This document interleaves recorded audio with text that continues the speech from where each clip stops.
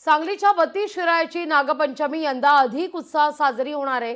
कारण सर्वोच्च न्यायालयाच्या निर्देशानुसार नागपंचमी साजरी करताना केंद्र सरकारकडून नागपंचमीच्या पूर्वसंध्येला मिळालेल्या एक परवानगीमुळे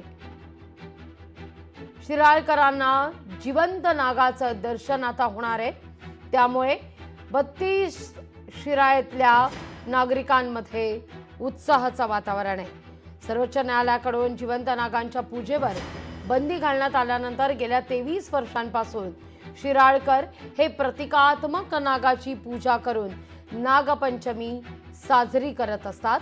यंदा मात्र केंद्र सरकारनं शिराळकरांना नागपंचमीला जिवंत नागाचं दर्शन होणार असल्याची परवानगी दिली आहे।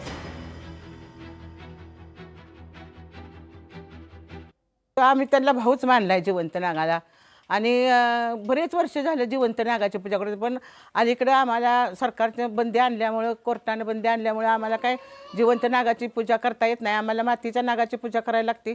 त्याचं खूप वाईट वाटतं आम्हाला। मग सरकारनं जसं लाडकी बहीण योजना चालू केली आहे, लाडक्या बहिणींच्या, गरीब बहिणींचं जसं त्यांनी उद्धार केला आहे, पैसे देतात, तसंच आम्हाला पण वरदान द्यावं।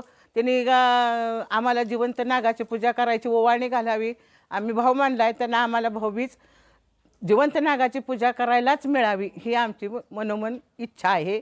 आज नागपंचमी आहे। आज नागाचा उपवास आम्ही केलेला आहे। आम्ही नागाला भाऊ मानतो, भावाचा आम्ही उपवास केलेला आहे। पण आम्हाला एक शोकांतिक आहे की आम्हाला जिवंत नागाची पूजा करता येत नाही।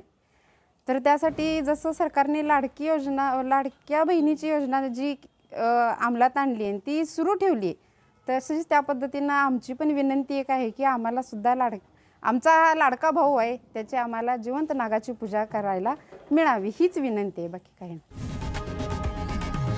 लोकशाही मराठी ऐका, पहा, जागरूक रहा।